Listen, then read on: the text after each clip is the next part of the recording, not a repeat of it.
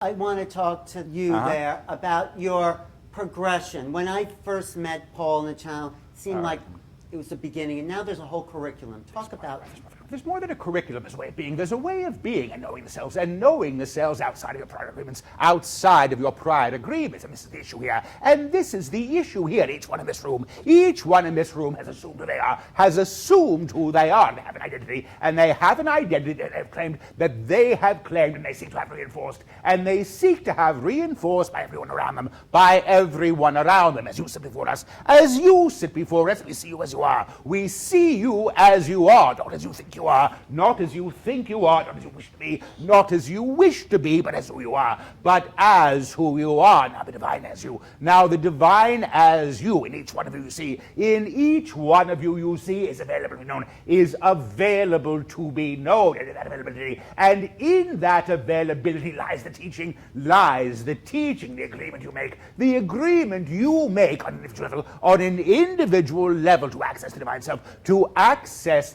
self, as who you truly are, as who you truly are, calls into being the requirements of the teaching you need, the requirements of the teaching you need, and this is not an individual teaching, the requirements of the individual are met with the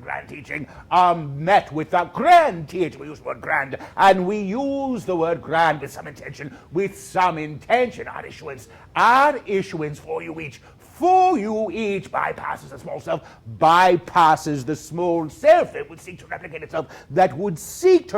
itself through who he is himself as, through who he has known himself as, and that is the who. And that is the who is frightened of the world, or angry at the one beside you, or angry at the one beside you, or has been lost to himself in an agreement to be lost, in an agreement to be lost. Yes, do you understand?